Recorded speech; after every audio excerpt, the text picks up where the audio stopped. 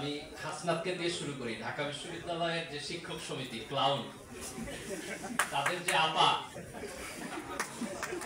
তাদের যে প্রধানমন্ত্রী এখনো সাবেক বলে মনে করেন না, উনি কোথায় কোথায়? বাংলাদেশে শ্বশুর বাড়ি?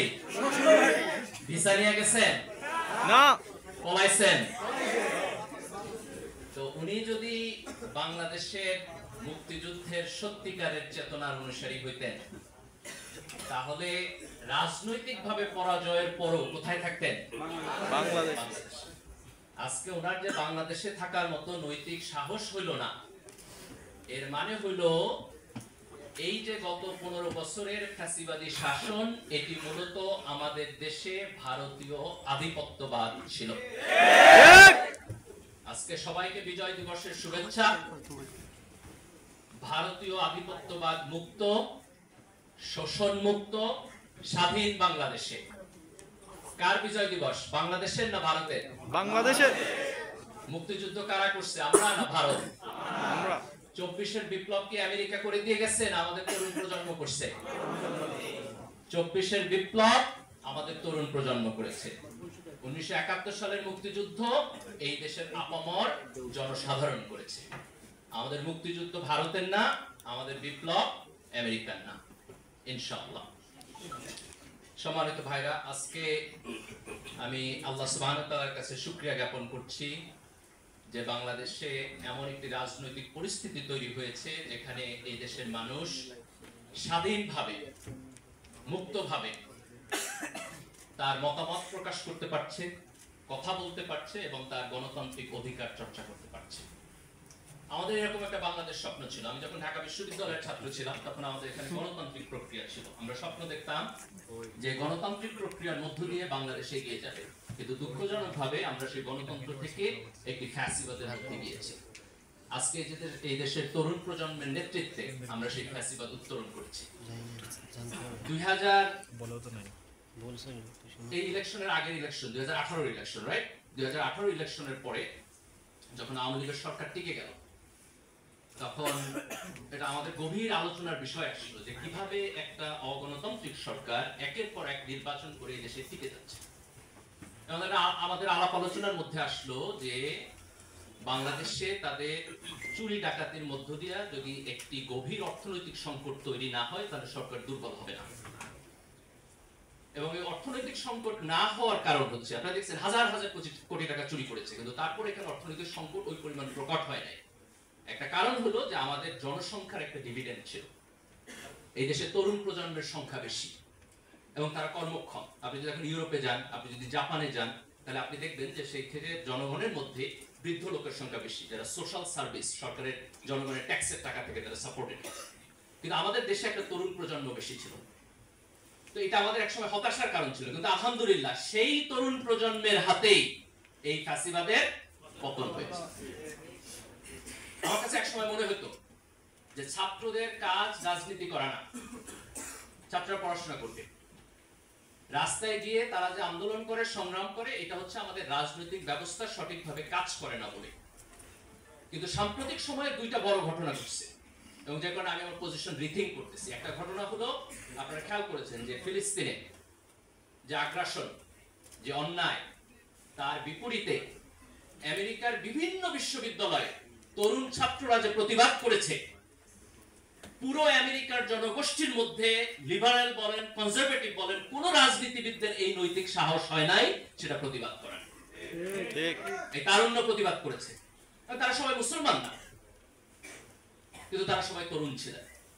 এবং আজকে বাংলাদেশে এই ফ্যাসিবাদের বিপক্ষে যে সংগ্রাম হয়েছে, সেই সংগ্রাম এই দেশের তরুণ প্রজন্ম করেছে। আমি খুব সম্মানিত ফিল করতেছি সেই তরুণ প্রজন্মের নেতৃবৃন্দ এখানে বসা। এটা আমার প্রিভিলেজ এবং অনার। এবং আমি দৃঢ়ভাবে বিশ্বাস করি যে 47-এর পরে আমাদের 71 হয়েছে, 71 পরে আমাদের 24 হয়েছে, 24-এর পরে আরেকটা গল্প আমাদের লিখতে হবে না, ইনশাআল্লাহ। ইনশাআল্লাহ। এই তরুণ প্রজন্ম বাংলাদেশের ভবিষ্যৎ। আমরা একটা ইতিহাস থেকে শুরু করি। বাংলায় মুসলমানদের একটা লম্বা সময়ের শাসন ছিল, 600 সাড়ে 600 বছরের মতো। ইখতিয়ার উদ্দিন মোহাম্মদ বখতিয়ার খিলজি এখানে আসছেন, সেটি ছিল প্রথম রাজনৈতিক বিজয় যার মধ্য দিয়ে মুসলমানদের শাসন হয়েছে।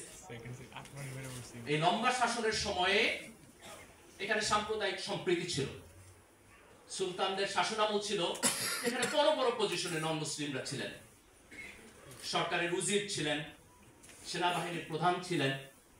হিন্দু মুসলমানদের দ্বন্দ্ব এটা তখন কোনো নৌন ফেনোমেনা ছিল না। 1757 সালে যখন পলাশীর প্রান্তরে সিরাজউদ্দৌলার পতন হইল ইংরেজদের হাতে, এই প্রথম মুসলমানরা তাদের রাজনৈতিক যে ক্ষমতা সেটিকে হারাইল এবং এখানে ইংরেজ শাসন হলো। আমরা 200 বছরের উপনিবেশ শাসনের মধ্য দিয়ে গেলাম। এই সময়ে ইংরেজদের স্পন্সরের মধ্য দিয়া এখানে একটা অর্থনৈতিক পরিবর্তন হয়েছে, একটি জমিদার শ্রেণীর তৈরি হয়েছে, একটি হিন্দু জমিদার শ্রেণী তৈরি হয়েছে এবং মুসলমানরা তাদের শোষিত কৃষক শ্রেণীতে পরিণত হয়েছে। দ্বিতীয় বিশ্বযুদ্ধের পরে যখন ইংরেজরা দুর্বল হইল এবং সারা দুনিয়া থেকে তাদের উপনিবেশ তারা গুটিয়ে নিল, আমাদের ভারতীয় উপমহাদেশেও আমাদের সংগ্রামের লম্বা ইতিহাস আছে, মুসলমানদেরও সংগ্রামের ইতিহাস আছে, কংগ্রেসেরও সংগ্রামের ইতিহাস আছে, হিন্দুদেরও সংগ্রামের ইতিহাস আছে।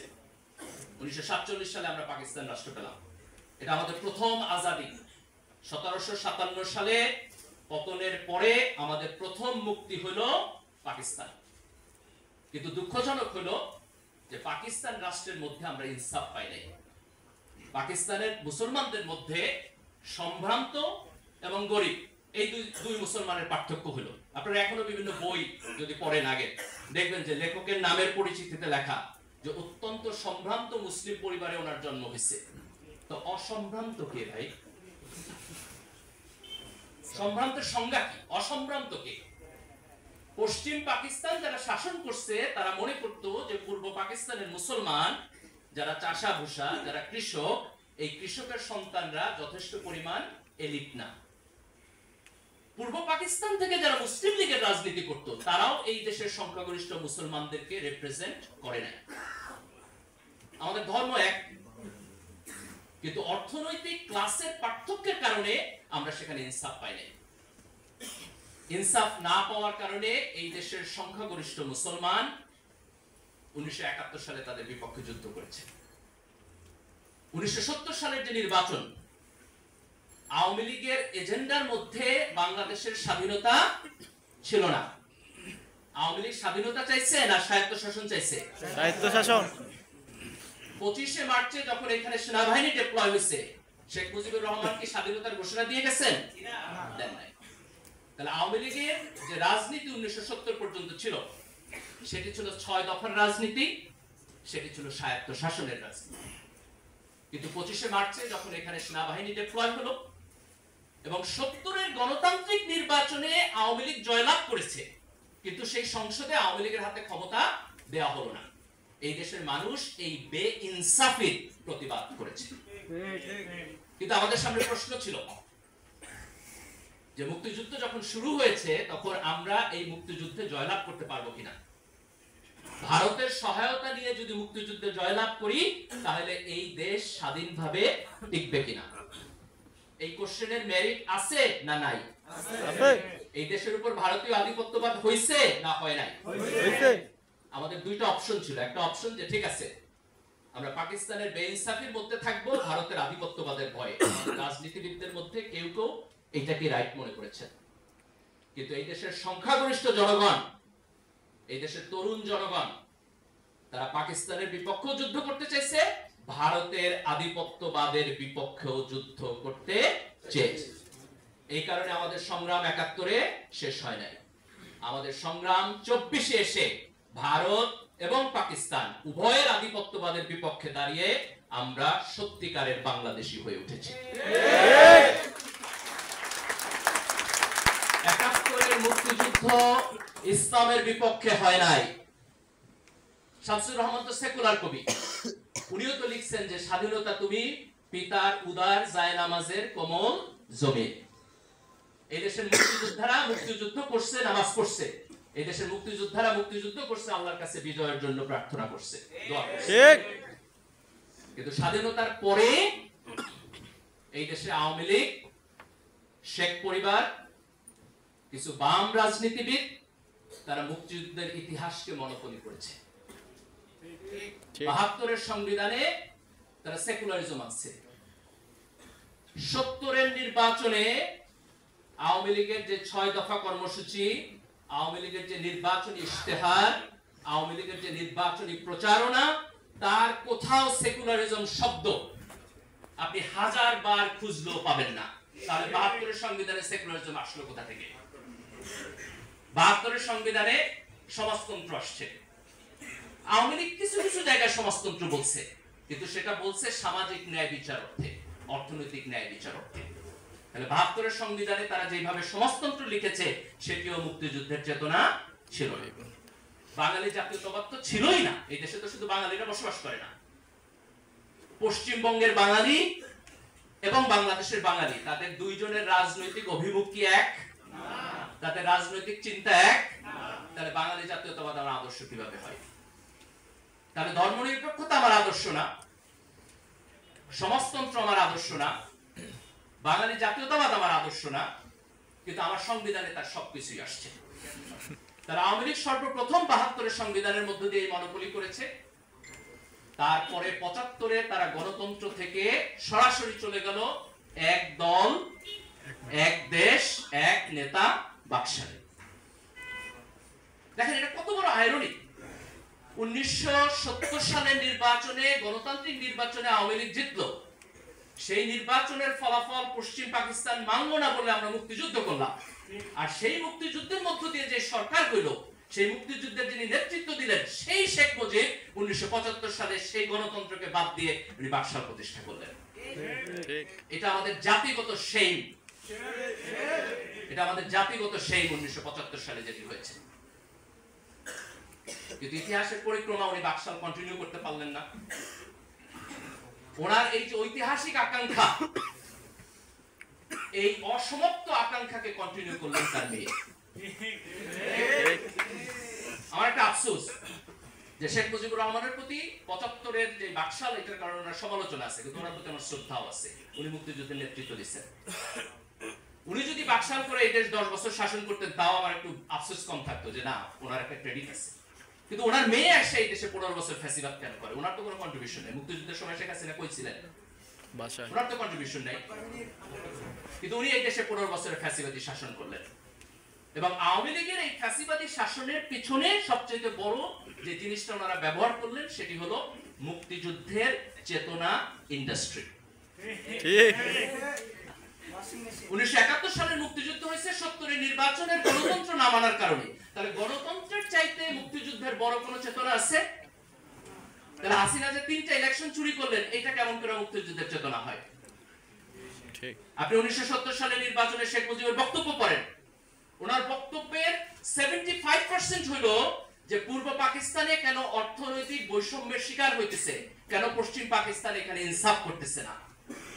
আর গত ১৬ বছরে শেখ হাসিনা হাজার হাজার কোটি টাকা এই দেশ থেকে চুরি করছে। এই চুরি করার নাম কিভাবে মুক্তিযুদ্ধের চেতনা হয়? যদি দেশের টাকা চুরি করে বিদেশে পাঠানো মুক্তিযুদ্ধের চেতনা হয়, যদি গণতান্ত্রিক নির্বাচনকে করাপ্ট করে একটি একনায়কতান্ত্রিক সরকার ব্যবস্থা ডেভেলপ করা হচ্ছে মুক্তিযুদ্ধের চেতনা হয়, তাহলে সেই মুক্তিযুদ্ধের চেতনার আমার দরকার নেই।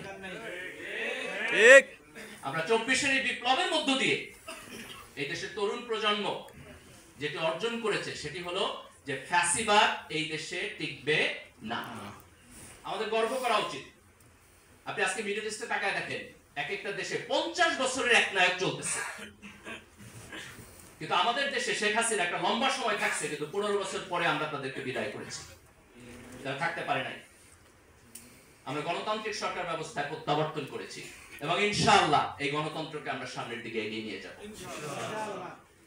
শেখ হাসিনার যে মুক্তিযুদ্ধ ইন্ডাস্ট্রি, এর সাথে এই দেশের যে আপামর জনসাধারণ মুক্তিযুদ্ধ করছে তার কোনো সম্পর্ক নাই।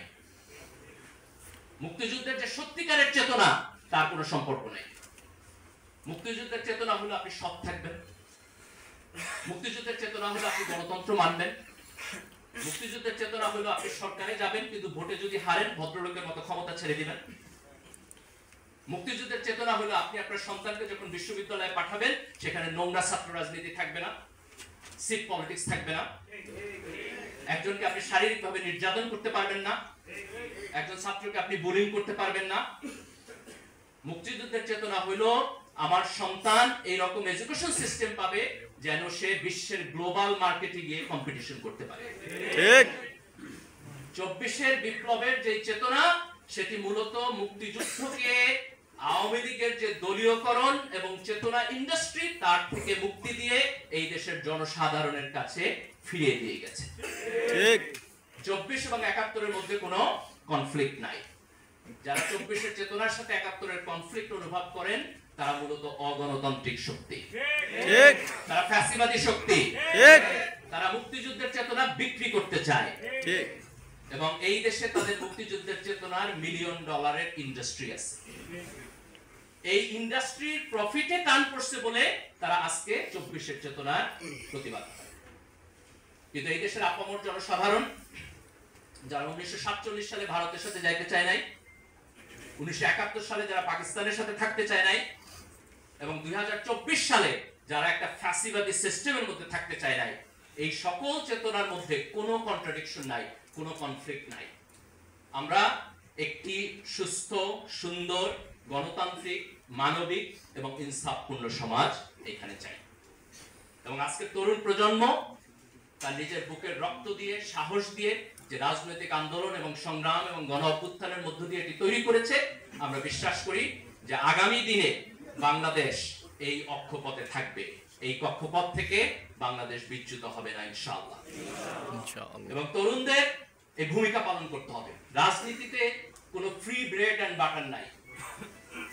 আপনি যদি নাগরিক হিসাবে আপনার অধিকারের পক্ষে না দাঁড়ান, আপনি যদি নাগরিক হিসাবে আপনার ভয়েস রেজ না করেন, আপনি যদি নাগরিক হিসাবে আপনার রাজনৈতিক ভূমিকা পালন না করেন, তাইলে পরে রাজনৈতিক সিস্টেম নিজে নিজে ভালো হয়ে আপনাকে আপনার নাগরিক অধিকার দিবে না।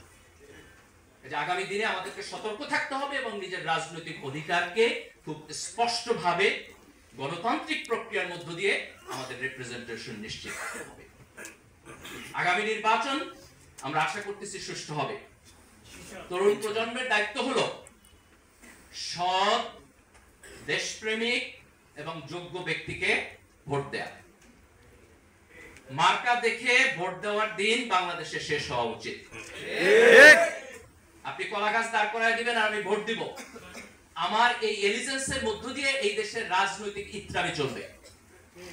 আমি যদি সত্যিকার অর্থে চাই যে রাজনীতি পরিশুদ্ধ হোক, তাহলে আমার দায়িত্ব হচ্ছে ভালো লোককে, সৎ লোককে, যোগ্য লোককে দেখে ভোট দেওয়া, সে যেই দলের হোক। সে যদি বাংলাদেশপন্থী হয়, ঠিক, সে যদি ভারতপন্থী হয় তাহলে আসলাদের ভাষা হলো মাইনরিটি।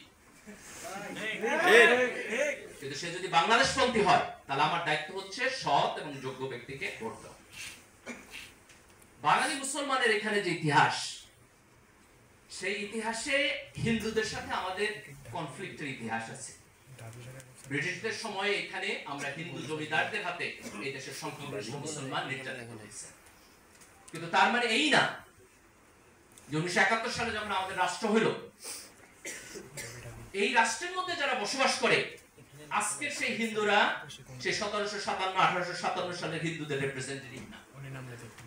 আজকে যখন এই বাংলাদেশ স্বাধীন হয়েছে, আজকে বাংলাদেশের যে কোনো নাগরিক সে যদি বাংলাদেশ রাষ্ট্রের স্বার্থের পক্ষে থাকে তাহলে সে আমার ভাই, সে আমার বন্ধু, সে আমার ফেলো সিটিজেন।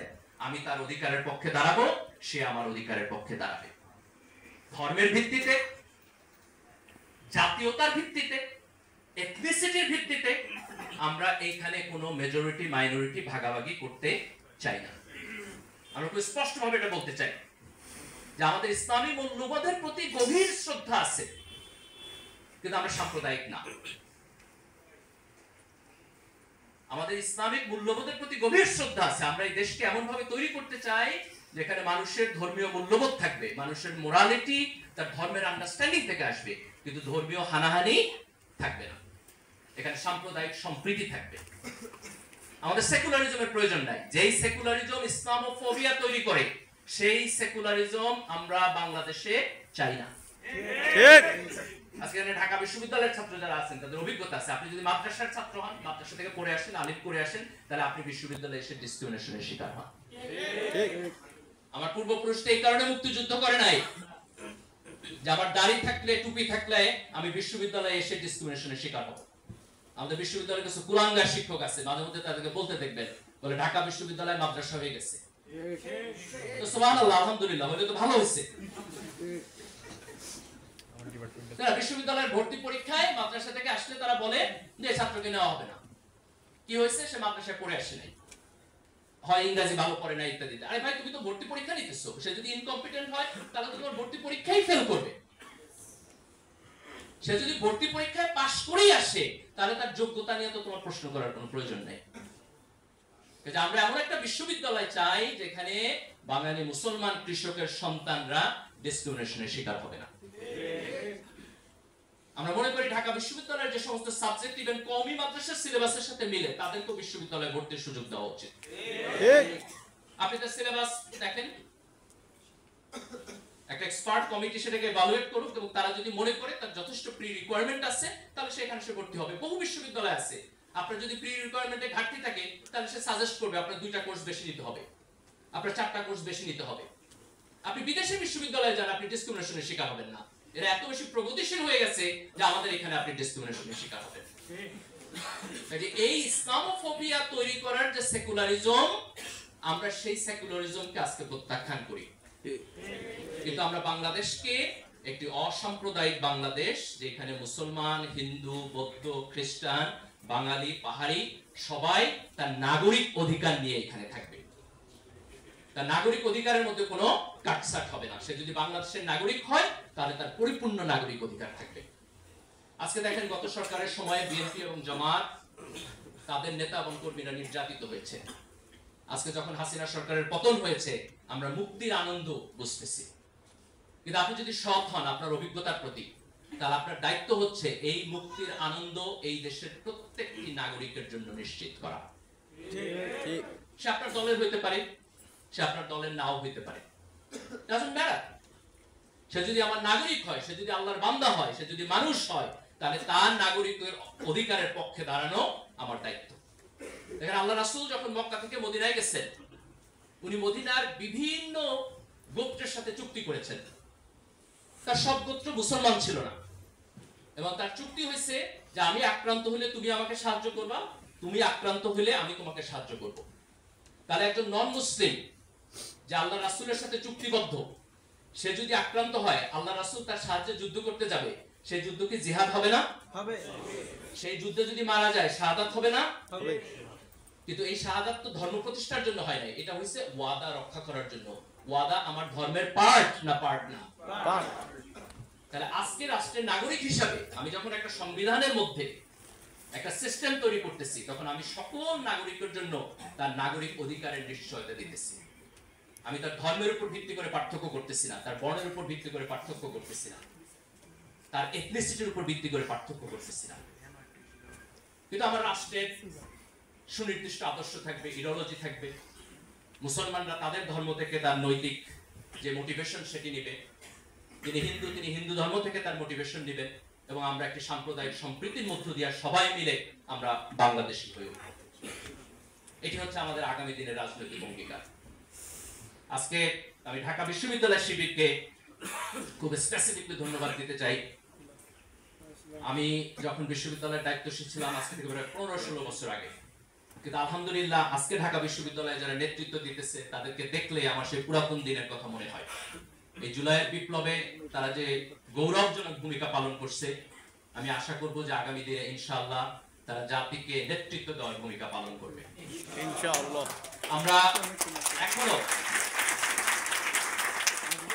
আমরা এখনো মাঝে মধ্যে বলি যে ভারতীয় আধিপত্যবাদের বিপক্ষে আমরা যুদ্ধ করব, আমরা লড়াই করব, এক বিন্দু জমি আমরা ছাড় দিব না, এটা ডিফেন্সিভ বক্তব্য। কিন্তু আমরা আগামী দিনে যে রাজনীতি করতে চাই, আমরা আমাদের যোগ্যতার মধ্য দিয়ে সারা দুনিয়াতে বাংলাদেশ যে একটা কম্পিটেন্ট জাতি, একটা দেশ, সেটিকে আমরা তুলে ধরতে চাই। আমরা উপমহাদেশের নেতৃত্ব দিতে চাই। আমরা মায়ানমারের রোহিঙ্গাদের প্রবলেম সলভ করতে চাই। আমরা ভারতের মুসলমানদের অধিকারের পক্ষে দাঁড়াইতে চাই। আমরা ভারত এবং পাকিস্তানের মধ্যে নেগোসিয়েশন করতে চাই। আমরা সার্ককে শক্তিশালী করতে চাই। আমরা দক্ষিণ এশিয়াকে নেতৃত্ব দিতে চাই। আমরা বিশ্বকে নেতৃত্ব দিতে চাই। যেই তরুণ প্রজন্ম হাসিনার মতো একটি শক্তিশালী ফ্যাসিস্টকে রাস্তায় দাঁড়াইয়া কোন রাজনৈতিক দলের সহযোগিতা ছাড়া নিজেরা নেতৃত্ব দিয়ে এই ফ্যাসিবাদকে পতন করেছে, তারা আগামী দিনে এই দেশকে নেতৃত্ব দিতে পারবে ইনশাআল্লাহ। ইনশাআল্লাহ। আমি সবাইকে উদাত্ত আহ্বান জানাবো, আপনারা রাজনৈতিকভাবে সচেতন থাকবেন। দলের কর্মী কম হন, দেশের কর্মী বেশি হবে। আমাদের জাতীয় স্বার্থের প্রশ্নে কোনো কম্প্রোমাইজ আমরা করব না। এই দেশের ভবিষ্যৎ এই দেশের তরুণদের হাতে। 24-এর বিপ্লব আমাদের অতীত ইতিহাসের সাথে আমাদের যোগসূত্রটা কেটে দেয় নাই। এটা 71-এর সাথে জড়িত, এটা 47-এর সাথেও জড়িত। আওয়ামী লীগ এই ইতিহাসকে মনোপলি করেছে, আজকে আমরা সেই মনোপলি থেকে এই দেশের ইতিহাসকে মুক্তি দিয়েছি। তো ইনশাআল্লাহ আমাদের যে সংগ্রাম, আমাদের যে ইনকিলাব, এটি চলবে। এই দেশের তরুণ প্রজন্ম আবার তার সংগ্রাম পরিচালনা করবে এবং ইনশাআল্লাহ আমরা বাংলাদেশকে একটি শক্তিশালী গণতান্ত্রিক রাষ্ট্র হিসেবে বিশ্বের বুকে দাঁড় করাবো। এটি হবে আমাদের আগামী দিনের রাজনীতি। বাংলাদেশ জিন্দাবাদ, ইনকিলাব জিন্দাবাদ। আসসালামু আলাইকুম।